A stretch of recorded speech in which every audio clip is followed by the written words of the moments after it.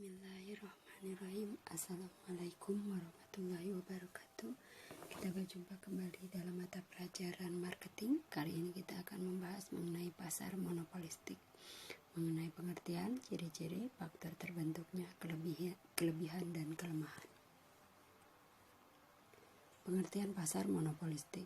Pasar persaingan monopolistik sering disebut juga pasar monopolistik atau pasar monopolistis, yaitu salah satu jenis pasar yang memiliki banyak produsen yang menghasilkan barang sejenis atau serupa, namun mempunyai perbedaan dalam beberapa aspek. Penjual dalam pasar monopolistik tidak terbatas jumlahnya. Namun demikian, produk-produk yang dihasilkan memiliki karakter sendiri-sendiri, sehingga terdapat perbedaan antara satu produk dengan produk lainnya. Ciri-ciri pasar monopolistik: banyak penjual dan banyak pembeli.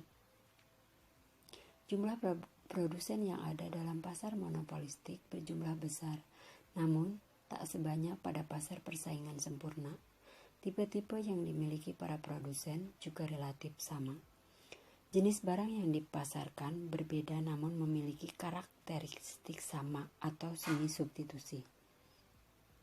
Berbeda dengan pasar monopoli yang hanya menjual produk bersifat homogen, dalam pasar monopolistik produk yang diperjualbelikan bersifat heterogen, tidak sama satu dengan yang lain baik dari segi wujud, kualitas, dan lainnya. Produsen mampu mempengaruhi harga. Dalam pasar monopolistik, produsen memang bisa mempengaruhi harga tetapi tidak sesignifikan pada pasar monopoli. Perubahan harga terjadi hanya karena perbedaan corak suatu produk, bukan karena kekuasaan, di mana produsen mampu menggunakan strategi untuk memainkan harga, namun juga tidak sampai kehilangan pelanggan atau konsumen. Produsen lain mudah memasuki pasar. Dalam pasar monopolistik ini, produsen atau perusahaan bisa keluar masuk dengan bebas tanpa syarat, karena laba yang ada di pasar ini fluktuatif. Terkadang ada banyak penjual atau produsen yang bersaing di pasar ini dikarenakan banyak laba yang bisa diperoleh. Begitu juga sebaliknya, ketika dianggap sulit mendapatkan laba, maka produsen akan keluar dari pasar tersebut. Selanjutnya adalah promosi penjualan aktif atau promosi dan iklan aktif dilakukan. Dalam pasar monopolistik, harga bukan satu-satunya yang menentukan. Belum tentu harga yang murah jadi sasaran para konsumen. Belum tentu juga harga mahal tidak disukai konsumen. Konsumen lebih memilih mana yang paling baik dan sesuai kebutuhan. Jadi, mau tidak mau, untuk membuat konsumen tertarik pada produk, maka perusahaan atau produsen harus gencar melakukan promosi dan pengenalan produk. Faktor terbentuknya pasar monopolistik. 1. Produsen dapat dengan mudah masuk atau keluar dari pasar monopolistik. 2. Banyak alternatif untuk membuat produk yang sebenarnya sama, namun berbeda corak dari desain, kemasan, mutu, dan sebagainya. 3. Dapat menentukan harga sesuai dengan keinginan, keuntungan, dan kemampuan pasar.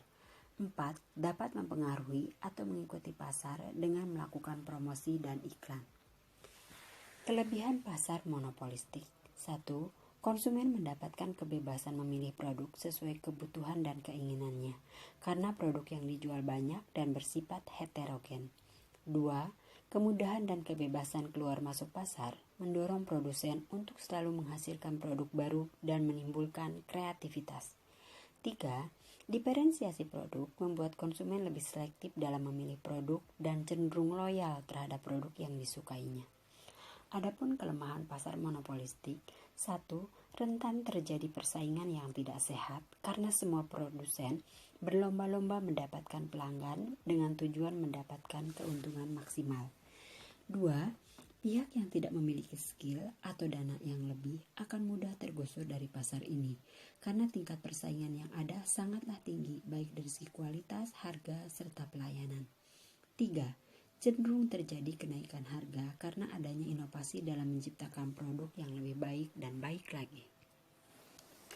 Demikianlah pembahasan mengenai pasar monopolistik. Sekarang mari kita bahas pasar oligopoli. Mengenai pengertian, jenis-jenis oligopoli, ciri-ciri, kelebihan, dan kelemahan. Pasar oligopoli. Istilah oligopoli berasal dari bahasa Yunani yakni oligos dan polein, yang artinya sedikit penjual atau beberapa penjual. Pasar oligopoli adalah sebuah pasar di mana terdapat beberapa penjual atau produsen yang menjadi pemilik saham atau penguasa pasar terbesar.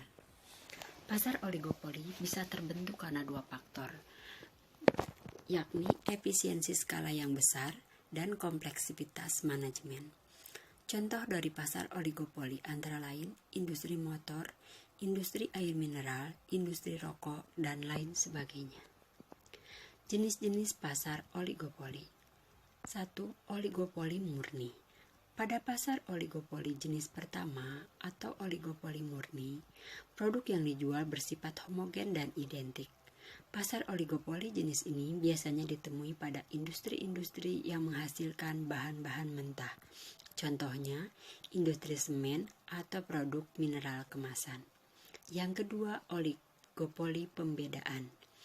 Berbeda dengan oligopoli murni yang produk yang dijual bersifat homogen, dalam pasar oligopoli jenis pembeda produk, produknya bersifat heterogen dan bisa dibedakan oleh konsumen. Contohnya, industri motor di Indonesia yang telah dikuasai oleh merek-merek terkenal seperti Honda, Yamaha, Suzuki, dan lain sebagainya.